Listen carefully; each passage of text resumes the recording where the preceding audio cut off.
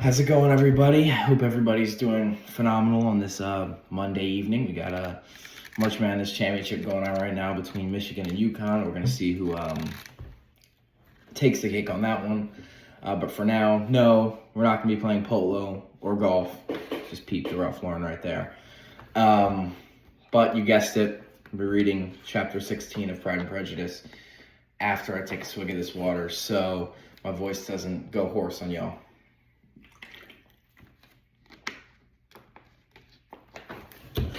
Okay, chapter 16 underway.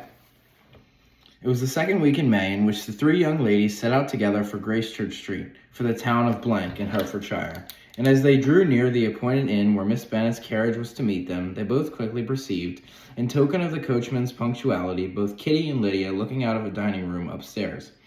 These two girls had been above an hour in the place, happily employed in visiting an opposite milliner, watching the centennial on guard, and dressing a salad and cucumber.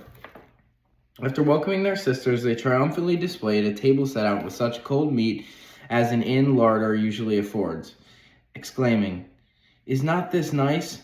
Is this not an agreeable surprise? And we mean to treat you all," added Lydia, "but you must lend us money, for we just have spent ours at the shop out there." Then, showing her purchases, "Look here, I have bought this bonnet. I do not think it is very pretty, but I thought I might as well buy it as not.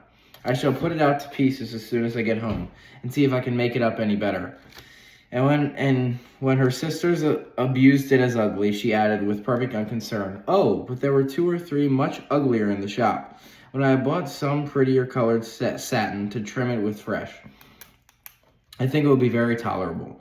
Besides, it will not much signify what one wears this summer after the Blankshire after left Meryton, and they are going in a fortnight." "Are they indeed?" cried Elizabeth with the greatest satisfaction. Hold on 1 second, guys. "They're going to be encamped near Brighton, and I do so want Papa to take us all there for the summer. It would be such a delicious scheme, and I dare say it would hardly cost anything at all. Mama would like to go to all things. Only think what a miserable summer else we shall have." "Yes," thought Elizabeth, "that would be a delightful scheme, indeed, and completely due for us at once. Good heaven, Brighton, and a whole camp full of soldiers, to us, who have been overset already by one poor regiment of militia, and the monthly balls of Meryton." "Now I have got some bad news," said Lydia, as they sat down at the table. "What do you think? It is excellent news, capital news, and about a certain person that we all like." Jane and Elizabeth looked at each other, and the waiter was told that he need not stay. Lydia laughed and said, "Aye, that is just like your formality and discretion. You thought the waiter must not hear, as if he cared. I dare say he often hears worse things than I am going to say, but he is an ugly fellow. I'm glad he's gone. Never seen such a long chin in my life. Oh, but for now, my news. It is about dear Wickham. Too good for the waiter, is it not? There is no danger of Wickham's marrying Mary King. There's for you. She's gone down to her uncle at Liverpool, gone to stay. Wickham is safe, and Mary King is safe," added Elizabeth, "safe from a connection imprudent as to fortune. She's a great fool for going away if she liked him. But I hope there is no strong attachment on either side," said Jane. "But I am sure there is not on his. I will answer it, for he never cared 3 straws about her. Who could about such a nasty little freckled thing?" Elizabeth was shocked to think that, however incapable of such coarseness of expression herself, the coarseness of the sentiment was little than her own breast had formerly harbored and fancied liberal. As soon as all had ate, and the elder ones paid, the carriage was ordered, and after some contrivance, the whole party, with all their boxes, work-bags, and parcels, and the unwelcome addition of Kitty's and Lydia's purchases, were seated in it. "How nicely we are crammed in," cried Lydia. "I am glad I bought my bonnet. It is only for the fun of having another bandbox. Well, now let us be quite comfortable and snug, and talk and laugh all the way home. And in the first place, let us hear what has happened to you all since you went away. Have you seen any pleasant men? Have you had any flirting? I was in great hopes that one of you would have got a husband before you came back. Jane will be quite an old maid soon, I declare. She is almost 23. Lord, how ashamed I should be of not marrying before 23.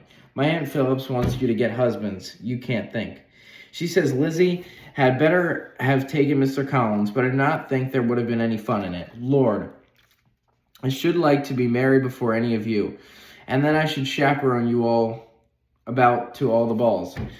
Dear me, we had such a good piece of fun the other day at Colonel Forrester's. Kitty and me were to spend the day there, and Miss Forrester promised to have a little dance in the evening. By the by, Miss Forrester and me are such good friends. And so she asked the two Harringtons to come, but Harry was ill, and so Pen was forced to come by herself. And then, what do you think we did? We dressed up as Chamberlain in woman's clothes on purpose to... Oh, sorry about that, guys. To pass for a lady. Only think what fun. Not a soul knew of it, but Call and Miss Forrester and Kitty and me, except my aunt, for we were forced to borrow one of her gowns and cannot imagine how well we looked. When Denny and Wickham and Pratt and two of the three more men came in, they did not know him in the least. Lord, how I laughed, and so did Miss Forrester. I thought I should have died, and that made the men suspect something, and then they soon found out what the matter was. With such kind of histories of the parties and good jokes, did Lydia, assisted by Kitty's hints and additions, endeavor to assume her companions all the way to Longbourn. Elizabeth Littles listened as little as she could. There was no escaping the frequent mention of Wickham's name. Their reception at home was most kind. Miss Bennet rejoiced to see Jane in undiminished beauty, and more than once during dinner did Mr. Bennet say voluntarily to Elizabeth, "I'm glad you're back, Lizzie." Their party in the dining room was large, for almost all the Lucases came to meet Maria and hear the news, and various were the subjects in which accompanied them. Lady Lucas was inquiring of Maria across the table after the welfare and poultry of her eldest sister. Miss Bennet was doubly engaged. On one